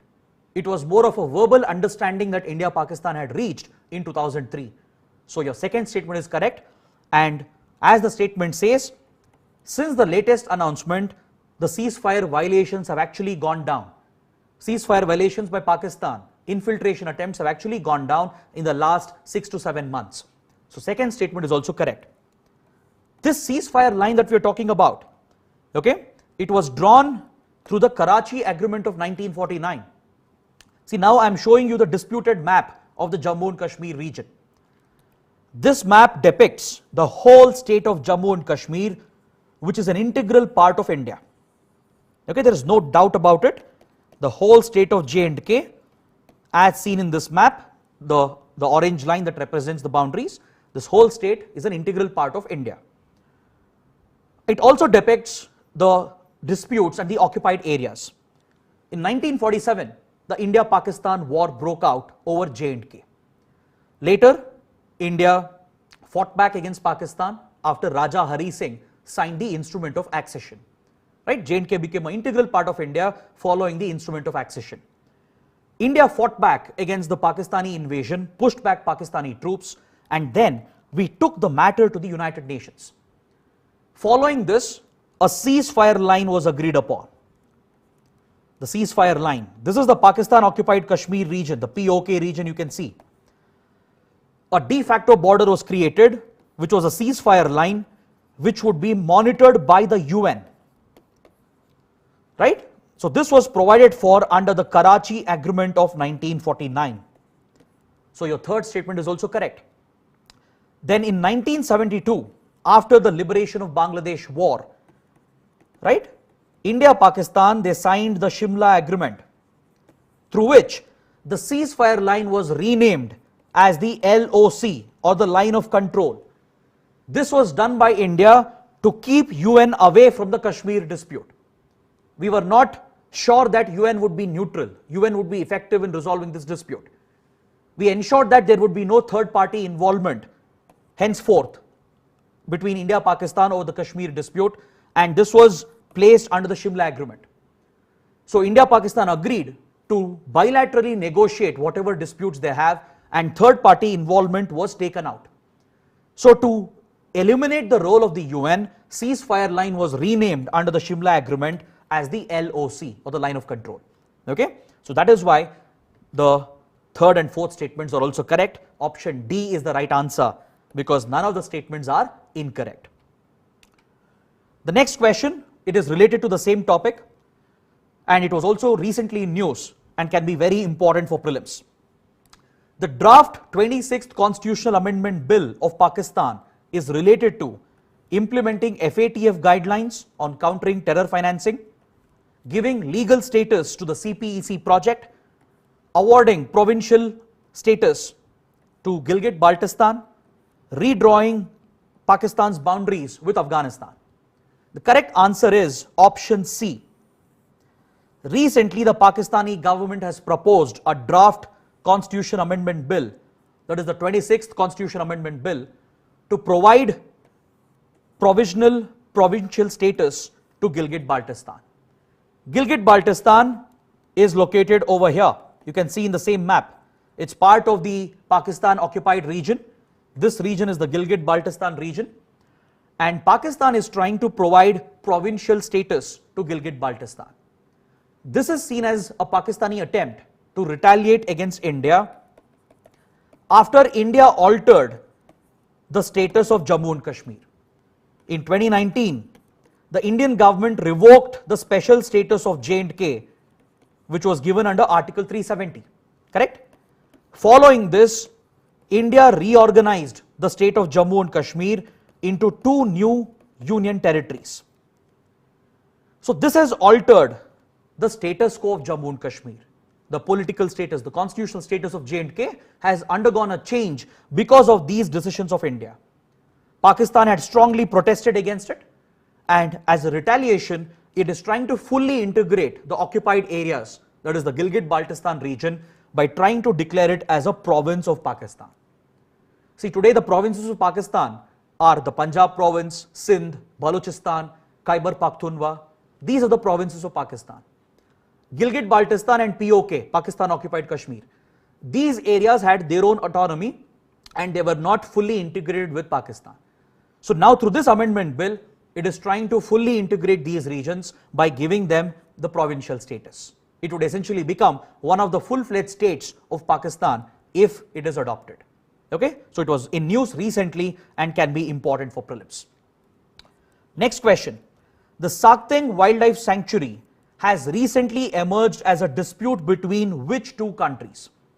India and Nepal, China and Bhutan, India and Pakistan, China and Myanmar. The correct answer is China and Bhutan. Option B is the right answer. Again, a very, very important topic. It was recently in news. It triggered a big issue between Bhutan and China and as well as between India and China. See, traditionally, China, Bhutan have had border disputes at three locations. The Doklam region, Jakarlung and Pasamlung. Okay, these are the three regions where China, Bhutan had a boundary dispute, a border dispute. But last year in 2020, China all of a sudden raised a new dispute with Bhutan over the Sakteng Wildlife Sanctuary, which you can see in this map over here, which borders Arunachal Pradesh.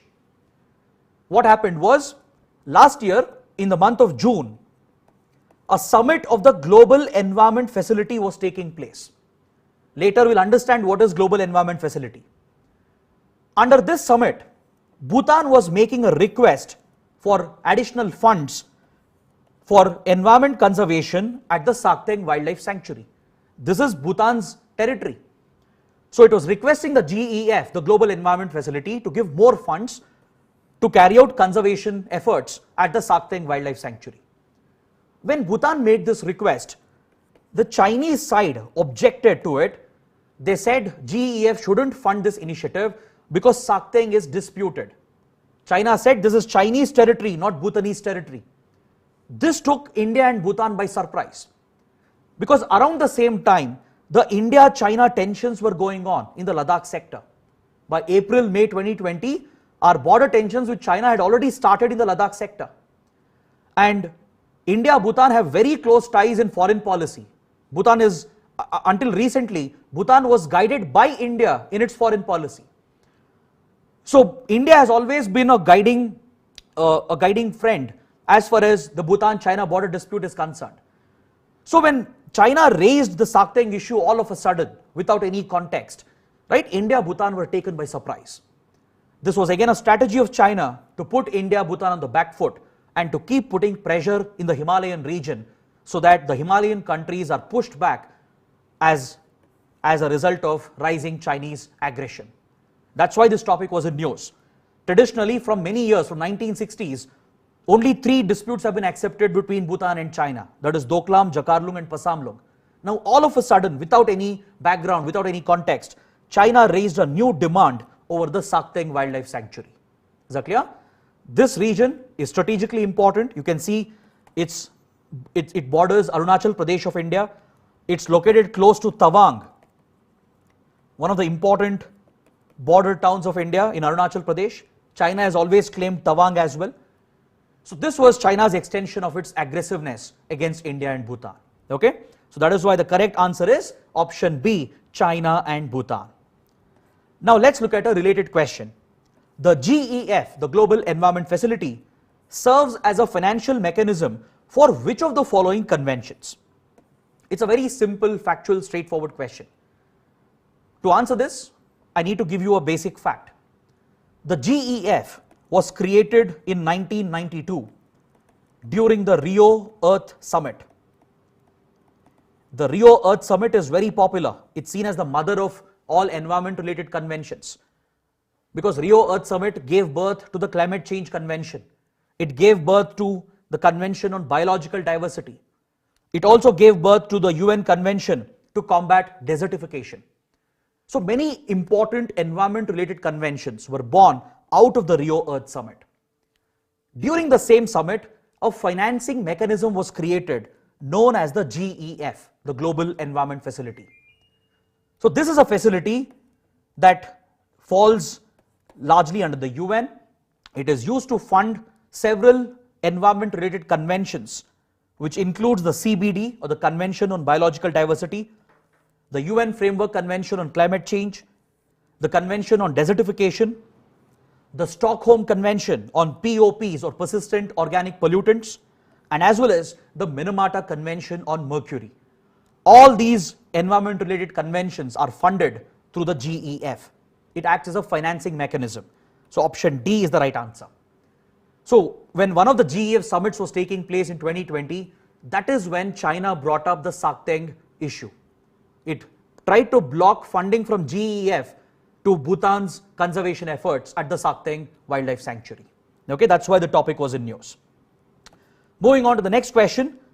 The South Asia Group for Energy has been set up under the MEA run think tank, Research and Information System, or RIS for developing countries.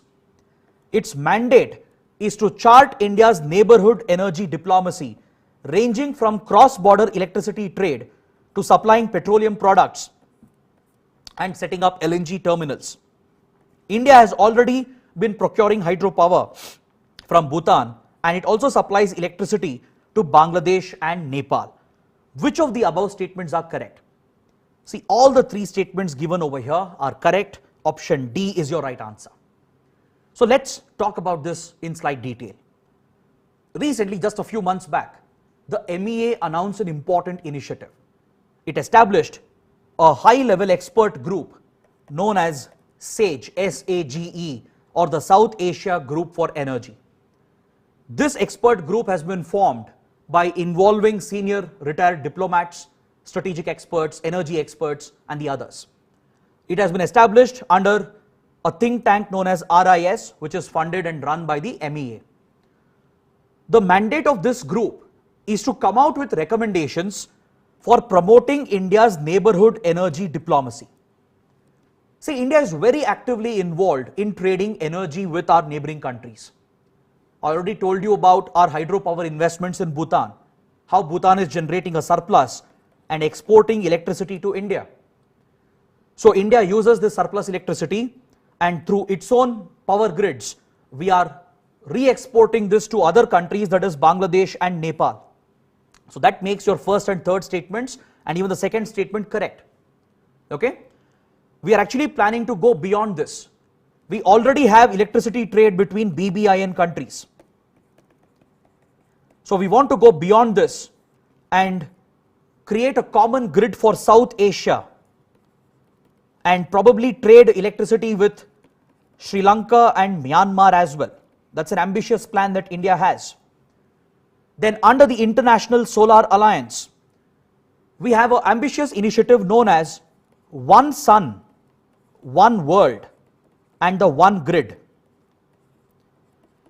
We want to exploit or harness solar energy under the ISA, the International Solar Alliance, and create a global grid, and India wants to lead this initiative. This is not just an economic initiative of India, it also has a strategic angle. India sees this as a rival to China's Belt and Road Initiative. Is that clear?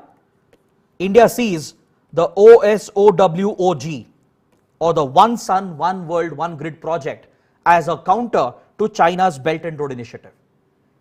We want to promote not just neighborhood energy diplomacy with our neighboring countries, but we want to connect our grids with other regions as well. We want to extend this grid to Southeast Asian countries. We want to extend this to East African nations and as well as to West Asia. So that is the ambitious plan that India has under One Sun, One World, One Grid. Is that clear? So to work out this project, to come out with expert recommendations, a high-level expert group has been set up known as SAGE.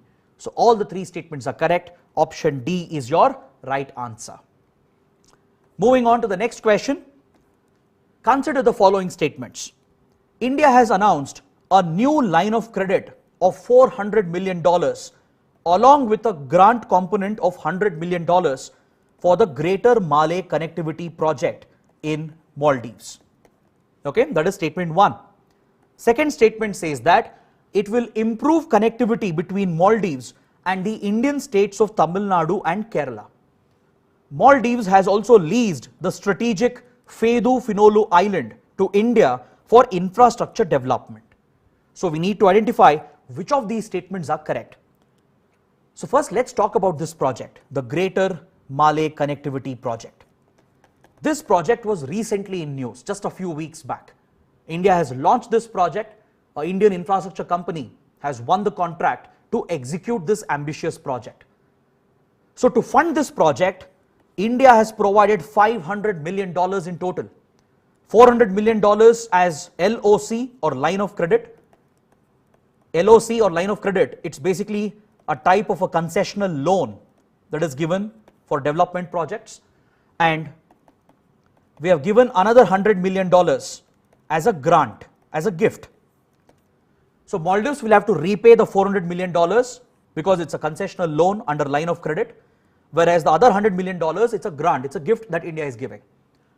Through this funding, we want to execute the strategic and the ambitious Greater Malay Connectivity Project. See, for this you should be aware of the geography of Maldives. Maldives is an atoll state, largely made up of coral structures and coral reefs, and it's an archipelago. Basically, it's made up of hundreds and thousands of small islands. So connectivity in Maldives is very difficult. You can access the other islands either only through a boat, through the sea route, or through seaplanes, through the air route. Both are complicated, expensive, time-taking. The best way to connect the islands, at least the ones which are close by, is to build bridges, land bridges, right? Create a sea bridge, connect two different islands. But Maldives is a small country. It can't fund such mega projects on its own. This is where China stepped in. See, between 2012 and 2019, during this period, Maldives underwent a political crisis. It came under a government under the rule of President Yamin Gayoom, who was seen as a pro-China figure. Between 2012 and 2019, Maldives faced a political crisis. It came under the rule of a president known as Yamin Gayoom. He was a pro-China leader and he took several anti-India decisions. He took away many Indian projects during this period. During this period, China won the contract to build the Sinamalay Bridge, or also called the China-Maldives Friendship Bridge. If you ever go to Maldives, if you go to Malé, you will see this bridge which connects Malé with nearby islands. This has been built by China. So after 2019, thankfully a friendly government has come in place. Right now, Ibrahim Soleh has become the president, who is seen as a very close friend of India. So India is back in the game and we want to execute much more ambitious projects to counter Chinese investments, especially its Belt and Road Initiative. Because Maldives is a part of China's BRI. Okay? So just like China built the Sinamalay Bridge, the China-Maldives Friendship Bridge, we are building a much more ambitious project that connects Malé with nearby islands. Okay? It will connect with the Vilingili, Gulhifahu and Tilufishu. These islands of Maldives will be connected with the capital, Malé, and India would be executing this land bridge. Okay? India will fund the initiative and an Indian company is executing this project. So it's a great economic initiative which will help Maldives. It's also a strategic project which will help India to counter the Chinese influence. So this automatically makes the second statement incorrect. The project is not connecting Maldives with Tamil Nadu and Kerala. It is connecting the different islands of Maldives. Okay? The third statement is also incorrect because the Fedu Finolu Island has been leased to China, not to India. So both 2 and 3 are incorrect. Option A is your right answer, one only. Okay? Just look at the next image. Here I have shared the satellite images of Fedu Finolu Island. Okay? This is sourced from Open Intelligence.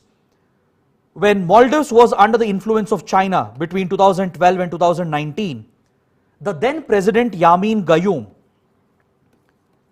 he introduced a constitutional amendment. He amended the constitution of Maldives itself, which allowed foreigners to own islands of Maldives. Previously, this was not possible. There was a constitutional restriction on foreign ownership of Maldives islands.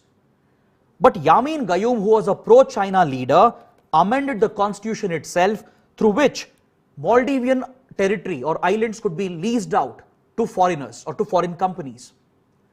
This was deliberately done to provide China access to the strategic Feydu Finolu island.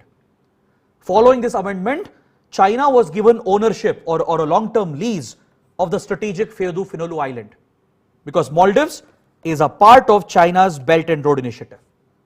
India was very concerned when this development happened. So here you can see the development that China has done over the last few years. In 2018, there was hardly any infrastructure over here. In fact, the island was given to China in 2016. Okay? 2 years later, there was hardly any infrastructure at the Feydu Finolu Islands. Now come to 2020, within 2 years, you will see that a lot of area has been reclaimed. China has carried out land reclamation, right? It has reclaimed some of the submerged areas, and most likely China will create port infrastructure. Now this will have an economic purpose. It could also have a strategic purpose where it could be turned into a military facility for China. So this is what India fears about China's role in the Indian Ocean. So that is why the Feydu Finolu island is in news. Okay? So third statement is also incorrect. Option A is your right answer. Moving on to the next question. Which of the following projects in Afghanistan have been executed by India? This topic is very much in news because recently it has been reported that India had invested $3 billion in Afghanistan between 2001 and 2021. We had strongly backed the Afghan civilian government.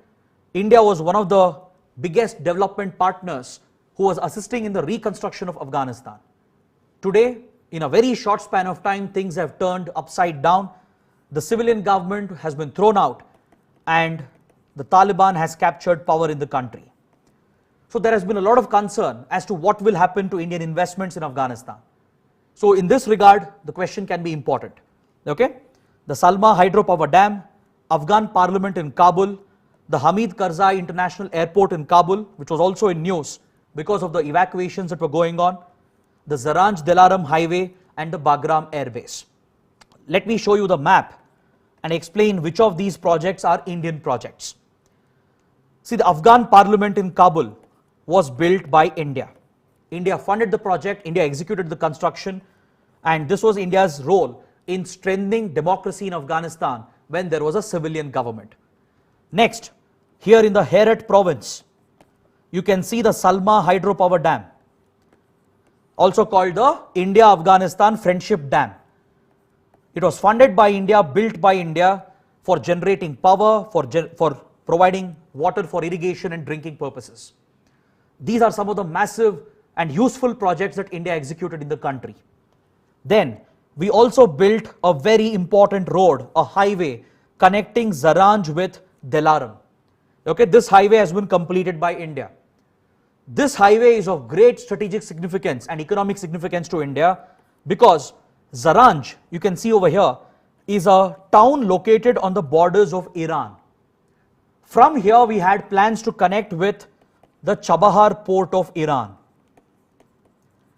The Chabahar port is a strategic port in Iran which has been funded and built by India. So India was building these projects, especially the Zaranj-Dilaram highway, to use it to connect with the Chabahar port of Iran so that via Iran we can access Afghanistan and as well as the Central Asian countries. This was India's ambitious plan, right? We wanted to connect with Afghanistan and Central Asia via the Chabahar port of Iran, and for that the Zaranj-Dilaram road was critical, it was important. But now the fate of these projects is not known. It all depends on how India will build ties with the Taliban government, right? Whether will we recognize the Taliban government or will the Taliban be ready to protect India's interests and India's investments? So because of all these developments, there could be a question on these lines. Okay, the Bagram Air Base has nothing to do with India. It was a US military base. Then India was not involved in the construction of the Kabul airport, whereas we built the Salma Dam, the Afghan Parliament, and the Zaranj Dilaram Highway. So 1, 2, and 4. So that is option B is your correct answer. Okay, option B is the right answer.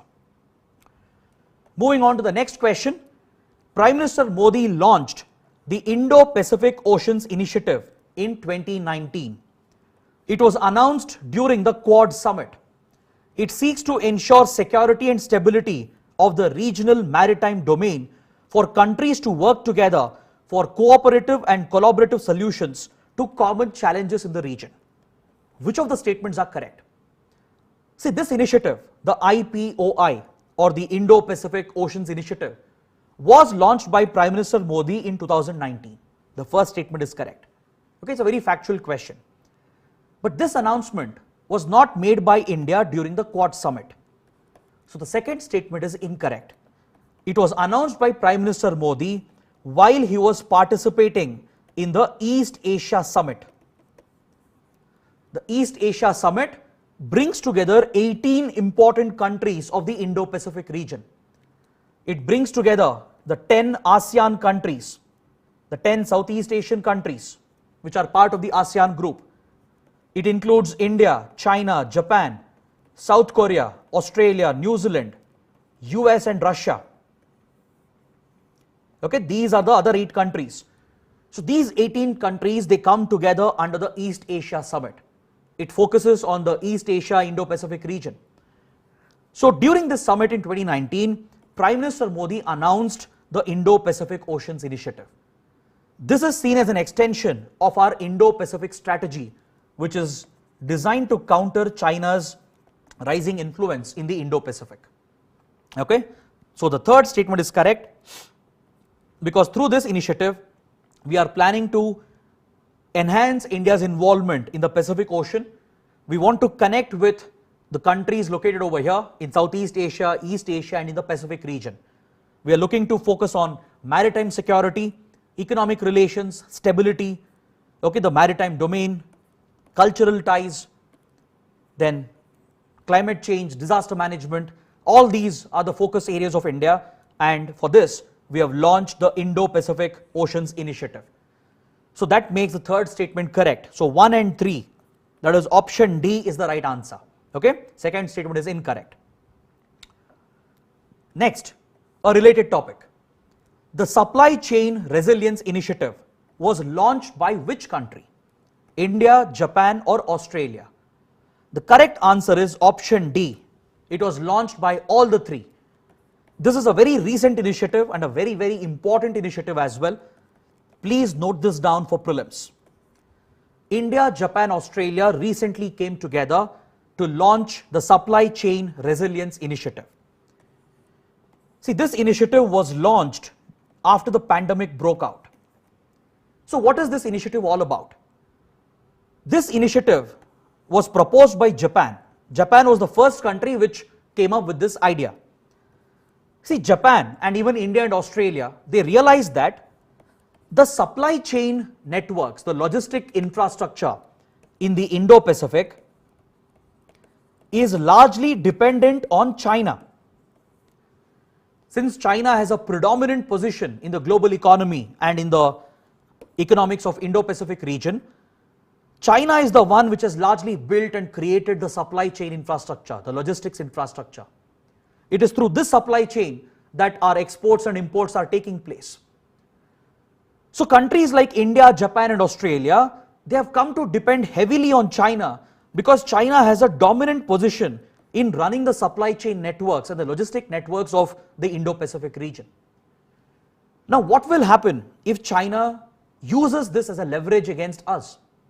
Or what will happen if there is a major disaster which will disrupt the supply chain? That's exactly what happened with the pandemic. When the pandemic broke out, the global supply chains were disrupted because of the lockdowns. And since we were heavily dependent on one single supply chain network, largely controlled by China, all our economies were severely hit. It gave China a unique leverage against countries like India, Japan and Australia. All these countries, they have their own strategic geopolitical rivalries with China. That is when Japan came up with this idea to diversify the supply chain networks. Japan proposed that we should end our dependency on China with regard to logistics and supply chains, and it said, let us build a parallel supply chain network. Immediately, India, Australia agreed for the initiative, and they have launched the Supply Chain Resilience Initiative. Here the word resilience means that it would be able to withstand any supply shocks or any disasters or any emergency events, right? Even if there is a major disaster or a major supply shock, the supply chain should be resilient, sustain itself. That is when your economic security can be guaranteed. So India, Japan, Australia have taken up this ambitious initiative to diversify their supply chain networks, especially in the Indo-Pacific region. Next, the next question also focuses on the Indo-Pacific.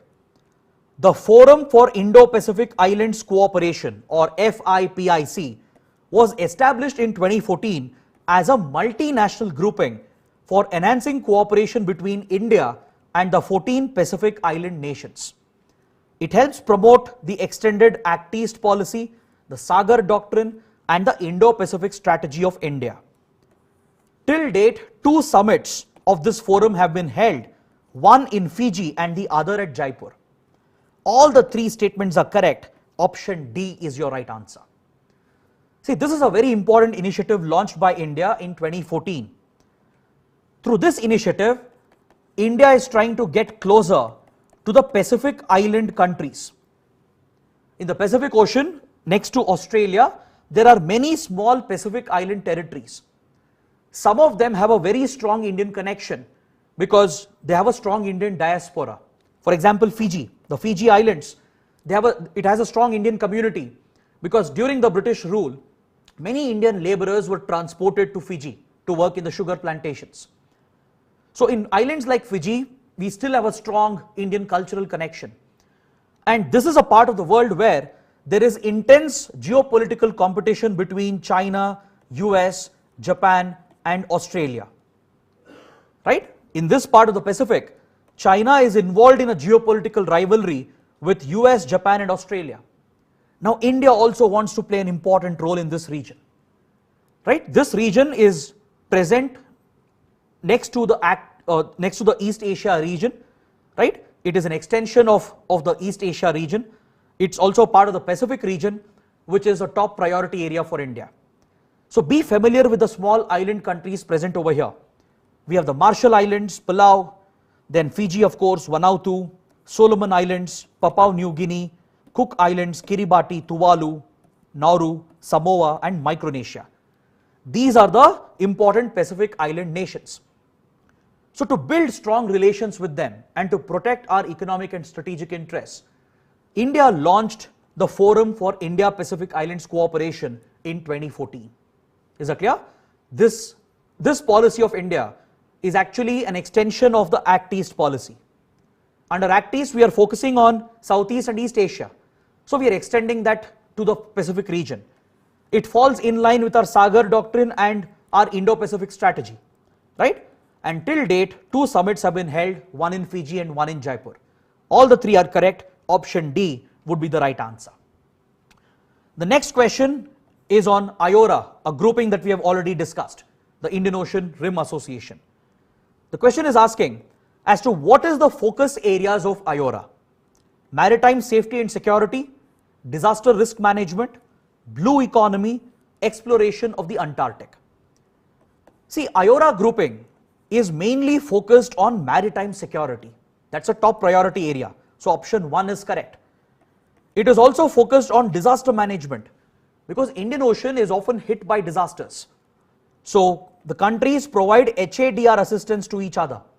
So even second option is correct. Next, to check whether the third one is correct, you should know what is blue economy. See, blue economy is a model of economic development that is being actively promoted around the world, especially in coastal countries. The blue economy model of development is being promoted even by global institutions like the UN, the World Bank and the others. This model of development is based on sustainability. Okay, there are two main objectives under the blue economy model. The first objective is that whatever resources you exploit in the marine areas, in the coastal areas, it has to be done in a sustainable manner. That is the first priority under the blue economy model. If a country is adopting the blue economy model of development, then that coastal country, the coastal state, will have to focus on sustainable exploitation of the marine resources. Is that clear? That is the first priority. The second priority is to ensure that whatever benefits you are getting from this exploitation, whatever resources you are raising from it, these benefits should be channeled towards the development of the coastal community. Is that clear? The benefits that arise from this sustainable exploitation should be channeled towards the development of the coastal areas, the coastal communities. This is the blue economy model, which has been promoted by many countries and even by global organizations. India has also adopted the blue economy model, especially when we are focusing on the Indian Ocean region. At the IORA grouping, India has championed the blue economy model. Okay, IORA does focus on blue economy model, so even the third option is correct. Coming to the fourth one. See, IORA also focuses on science and technology and oceanic exploration. The IORA grouping focuses on science and technology and oceanic exploration. But however, there is no specific initiative under IORA to explore the Antarctic. So the fourth one is incorrect. So 1, 2, 3, option A is your right answer. Okay, we already spoke about IORA, so we just spoke about the focus areas, the priority areas of IORA as well. Coming to the next question, consider the following statements. The Indian Ocean Commission, or IOC, is an intergovernmental organization focused on all the littoral states of the Indian Ocean. India was recently admitted as a full-time member of the group. Which of the statements are correct? Both the statements are incorrect. Option D is the correct answer. Why? Because see, the Indian Ocean Commission, it is specifically focused on the western part of the Indian Ocean. So first statement becomes incorrect. Its members are not all the littoral states of the Indian Ocean. So that is clearly incorrect. Indian Ocean Commission is focused on the western part of the Indian Ocean, located over here next to Africa. This is the focus area. This regional grouping includes 5 important member countries, and all of them are small island nations in the western part of the Indian Ocean. The members include Madagascar, Seychelles, Mauritius, La Réunion or French Réunion, which is the overseas territory of France, and the Union of Comoros. These are the 5 island nations of the Indian Ocean which are members of the Indian Ocean Commission. Okay? Now this grouping is going to be very important for your exams, because last year in 2020, India has been admitted as an observer state, not as a member. That is why the second statement is incorrect. Because second statement says India was admitted as a full-time member. This is incorrect. India has been admitted as an observer state. This grouping has other observers like China, even Japan and Malta. Okay, all these countries are also observers of the Indian Ocean Commission. It also has few groupings which hold the observer status. Groupings like European Union, United Nations, then OIF. These groupings, they have the observer status. You know about European Union and the United Nations, but what is OIF? OIF is a grouping of French-speaking nations, the Francophone countries. Most of them are former French colonies. They still speak French language. So they have created a grouping known as the OIF. Many of these islands you are looking at over here, they were all former French colonies. France even today has a territory over here, the French Réunion. So OIF is also an observer along with the European Union and the United Nations. Then China, Japan, Malta, even they are observer states of the IOC. whereas the membership is limited to Madagascar, Comoros, Seychelles, Mauritius and the French Reunion. It's a very important grouping. It furthers our Sagar doctrine. It further helps India to gain a strategic position over here. It also gives India this unique advantage to counter Chinese influence in the region. Because we already have fantastic relations with Mauritius, Seychelles, Madagascar and the others. Okay? We have strategic defense relations with them. That's why India's entry into this group as an observer state is very, very important. Moving on to the next question. What would be India's interest with the Central Asian countries? Okay? Accessing Central Asian resources, connectivity to Central Asia via Iran, seeking help for resolving the border dispute with Pakistan, countering terrorism and radicalism in the region, or stabilizing Afghanistan. So we need to identify what are the priority areas for India in Central Asia. See, the Central Asia region consists of Kazakhstan, Uzbekistan, Turkmenistan, Tajikistan and Kyrgyzstan. All these countries, they were part of the former Soviet Republic, the Soviet Union. So India has fantastic relations with the Central Asian countries. Because we had very good ties with the Soviet Union, this has continued after the end of the Cold War. Even after Soviet Union disintegrated, we have maintained very good relations with these new countries. Central Asian countries are blessed with natural resources. They have hydrocarbons, they have natural gas, hydropower potential, they have uranium, they have many other precious metals and minerals. So India has good relations with them, they have great resources and they are ready to provide these resources to India. But however, we lack connectivity. We don't have direct connectivity with Central Asia. The only way India can reach Central Asia is via Iran and via Afghanistan. So by working with Iran and Afghanistan, we were planning to build a connectivity route to reach Central Asia. Okay? But however, Central Asian countries get no role in resolving the India-Pakistan dispute. I already told you that since the Shimla Agreement, we have kept all third-party involvement away. We don't involve UN or US or any other country in the Kashmir dispute, between the disputes between India and Pakistan.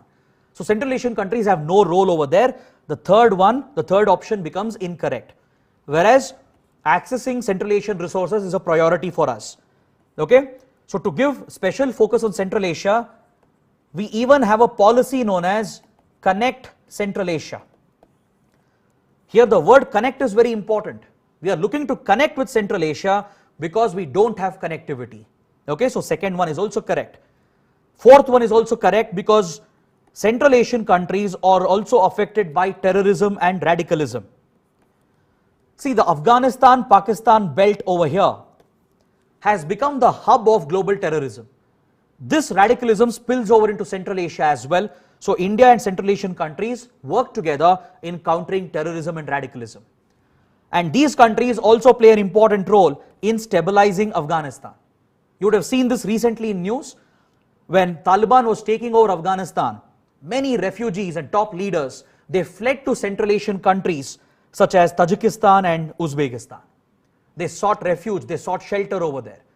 Central Asian countries are deeply affected by whatever happens in Afghanistan. So they do have a role to play in stabilizing the country. Okay? So correct answer would be option C, 1, 2, 4 and 5. The third one is incorrect, but all the other options are correct. So option C is your right answer. Next, the Nagorno-Karabakh conflict took place recently between which two countries? Turkey and Armenia, Armenia and Azerbaijan, Armenia and Georgia, Azerbaijan and Russia. The correct answer is option B. It's a very simple, straightforward, factual question because just last year in the month of November 2020, the Nagorno-Karabakh conflict broke out between Armenia and Azerbaijan. Okay, just look at the map. It was a conflict that took place last year. Okay, see Armenia, Azerbaijan, even they were part of the Soviet Union. But in the late 1980s, that is after 1988 and 89, as the Soviet Union was collapsing and disintegrating, a dispute emerged between the new countries that were being born, that is Armenia and Azerbaijan. they had a territorial dispute over this region known as Nagorno-Karabakh. Until 1980s, this region was inhabited by both Armenians and the Azerbaijani people. But because of these clashes, the war that took place in late 80s and early 90s, the Azerbaijanis were driven out by the Armenians. Okay? So since then, this region has been in conflict. It's a disputed region. Many clashes and disputes have taken place. And last year, a major war took place for a few days between Armenia and Azerbaijan. This war came to an end with the mediation of Russia and other countries. That is why this topic was in news. Okay? Moving on to the next question. It's a related question. Which of the following group has been set up for encouraging a peaceful negotiated resolution for the conflict between Azerbaijan and Armenia over the Nagorno-Karabakh conflict? There is one particular group which helped in mediating this conflict, in settling this dispute. Is it the Eurasian Economic Union, OSCE Minsk Group, Eurasian Group, or CSTO? The correct answer is option B. The OSCE Minsk Group was set up in 1992 to specifically address this issue. OSCE stands for Organization for Security and Cooperation in Europe. I'll repeat, OSCE stands for Organization for Security and Cooperation in Europe. This grouping was set up in 1992, and Russia, France and US, they act as the co-chairs of this grouping. The other members of the group include Armenia, Azerbaijan. Of course, they are part of it because they are the ones involved in the Nagorno-Karabakh conflict. It has many other European powers like Germany, Sweden, then Finland, then you have Italy, Belarus, and even Turkey. Turkey is a major power which influences the Armenia-Azerbaijan conflict. Okay? So in 92, they formed this group, OSCE Minsk Group, which includes Russia, France and US, Armenia and Azerbaijan, Germany, Sweden and Finland, and Italy, Belarus and Turkey. These countries have been working towards resolving this conflict, the Nagorno-Karabakh conflict. This group was recently in news because of the war that took place. Russia and this group, they played an important role in bringing this conflict to an end. Next, we just have a couple of questions left. So if we extend by 3-4 minutes, we can complete today's session. What best describes the CSTO, the Collective Security Treaty Organization? It's a branch of the NATO. It brought together West and East European countries around a collective security framework. It's an intergovernmental military alliance in Eurasia that consists of post-Soviet states or none of the above. Let me show you a related picture to explain what is CSTO. The CSTO is basically a security organization similar to the NATO. The NATO is led by US and other West European countries. Similarly, Russia led the creation of a security grouping focused on Eurasia region. Okay? The member countries are depicted over here. It includes Russia, Belarus, Armenia, Kazakhstan, Kyrgyzstan and Tajikistan. These former Soviet states, they came together to form a collective security group known as the CSTO. So that makes your option C the right answer. Option C becomes the correct answer because it's a security military alliance focused on Eurasia consisting of post-Soviet states. There's one more grouping in the region which is equally important, but it's an economic grouping. It's called the Eurasian Economic Union. Even this is led by Russia. So in the Eurasia region, Russia leads two important groupings. One is a security collective known as CSTO involving these countries. The other is an economic grouping called the EEU or the Eurasian Economic Union. The members are exactly the same except for Tajikistan. Except for Tajikistan, all the other members of CSTO are members of the Eurasian Economic Union. Okay, please remember this point. These groupings have been recently in news, and India is also negotiating a free trade agreement with the Eurasian Economic Union. That is why these groupings are important. Coming to the last question for the day, the Chabahar-Zahedan railway line connects the Chabahar port with which region or with which country? Does it connect with the Caspian Sea or Russia or Afghanistan or Turkey? The correct answer is option C, Afghanistan. Let's look at a relevant picture or a relevant map of the region which will help understand this answer. I already explained that we seek connectivity with Afghanistan and Central Asia, and for this Iran is critical for India. So we have developed the Chabahar port in Iran, made strategic investments over here. An Indian company even operates one of the terminals at the Chabahar port. Then in Afghanistan, we already studied that we have built a highway between Zaranj and Dilaram.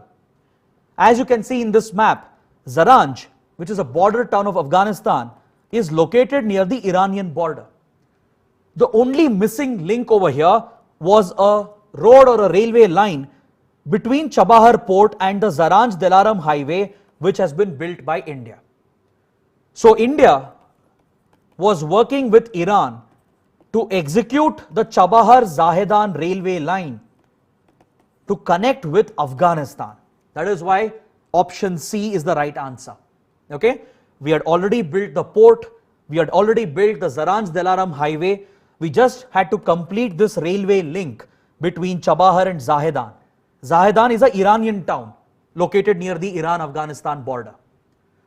Last year, this topic was in news because it was reported that Iran has dropped India out of this project. It was reported that because of disruption in India-Iran relations and slow funding from India, Iran had decided to drop India out of this project. Because see, of late our ties with Iran has been affected mainly because of the American sanctions on Iran. India has fallen under American pressure. We zeroed out oil imports from Iran. We stopped all the oil imports from Iran. Then we started holding back on funding some of our projects in Iran because of the fear of American sanctions. So Iran was upset with this, and because of slow funding from India and because of India falling under American pressure, it was reported that Iran has dropped India from the Chabahar-Zahedan railway line project. But this year, at the start of this year, it has been reported that India is back on the project. There is still no clarity on this, but this project is in news. That is what is most important. India's foreign ministry stated a few months back that we are very much a part of the Chabahar-Zahedan railway line, right? So irrespective of the current status, the topic is in news, and hence it can become very, very important for your prelims. So with this, I would like to conclude today's session. I hope it was a productive 2-hour session. We have covered, I think, close to 30 questions, but under those 30 questions, we have covered many, many important subtopics, basic concepts, and several current affairs of the last 1 year. So I hope what we have discussed is useful for your prelims. Please let us know in the comment section below, like these videos, share them with your fellow aspirants, and don't forget to hit the subscribe button. So thanks for staying with me. We'll meet again on the 13th and 14th for the second and the third classes of IR. However, tomorrow and the day after, the polity sessions will continue. Thanks for watching. Have a good night.